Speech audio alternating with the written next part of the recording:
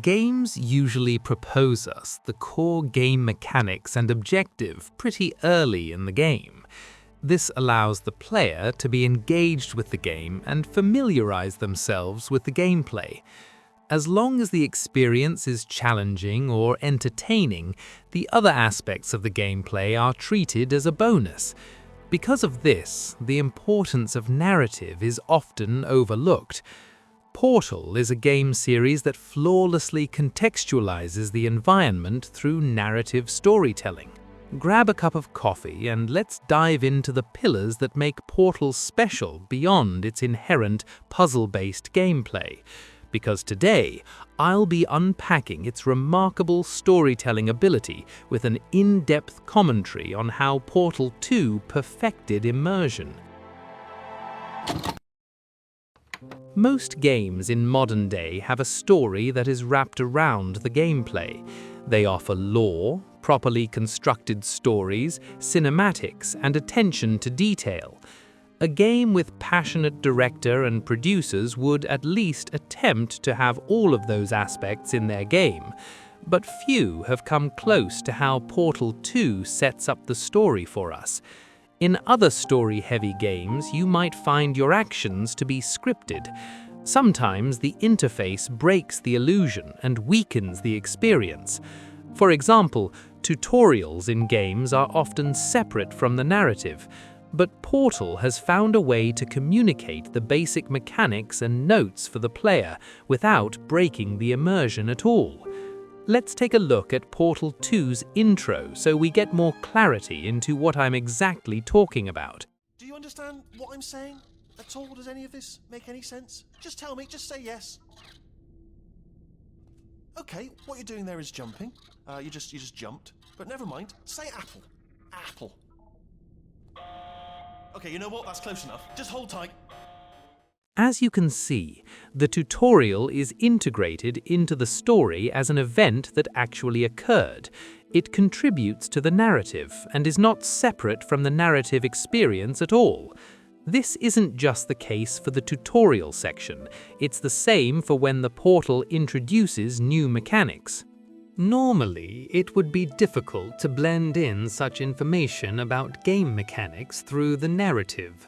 One of the most appropriate ways of doing that would be through a character you chat with. Take, for example, interacting with a merchant would give more information into how the trades work in-game directly via the dialogues. It does work, but sometimes the immersion is interrupted, and such events weakens the narrative, given that it becomes awkward and out of place. This issue is completely avoided due to the personality of the characters such as GLaDOS and Cave Johnson. Their commentary reveals information about the game mechanics without it sounding awkward or forced. We notice there is a lack of HUD in Portal 2 as well. There are no symbols or texts to indicate if you are making the right or wrong choices, but there is, however, a better way in which Portal 2 communicates to us if we are not properly following the process of progressing through the game. The characters in the game hints at us to complete certain tasks, and it motivates us to progress through the game purely through the well-set-up dialogues of the characters. We do not feel forced to continue, and the instructions are completely blended in with the narrative. Take, for example... Go on, just jam me in over there. It is tricky, but just plug me in, please. I can't do it if you're watching. What's that behind you? It's only a robot on a bloody stick. A different one. Not only just simple comedic scenes, the game allows the characters to use similar methods for other instructions to avoid interruptions in gameplay experience. Even though the game feels it is full of chat, there is someone who does not utter a word in the entire series. It is Companion Cube. Wait, I wrote this part wrong.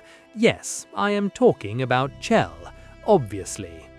She does not talk due to her despising the robots, according to Eric Walpow. But we are not here to discuss why does she not talk, because I already have a full video about that. We are here to talk about why does the lack of her verbal interactions matter at all for the gameplay and the narrative. Let's take a look at another game. Take, for example, Sekiro. If you haven't played this game, it's fine. Let me just explain a simple aspect of the game which separates the player from the protagonist.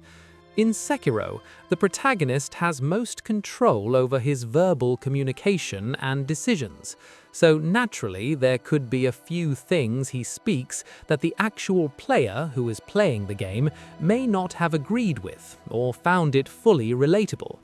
Maybe I, as the player, could have responded in a different way.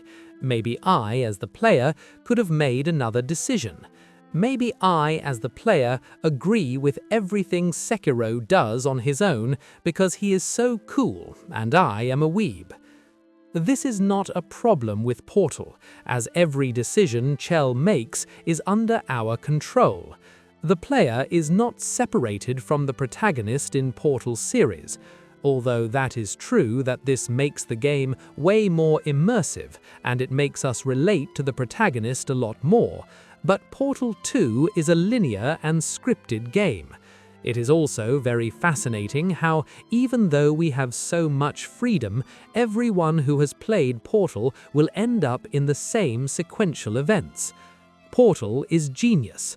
Portal is a scripted game that uses immersion and storytelling to motivate us into progressing through the game and not forced decisions that the player does not make. Even though the decision the player makes is the only option, therefore the outcome remains the same. But to make it feel like you are controlling your character freely while the game offers a linear story is what just portrays the genius of storytelling in Portal 2. Portal perfected storytelling. This is Andy. Portal 2 is perfection. Pick me up, or let's get out of here. Would you pick me up? Would you pick me up? Hey, pick me up!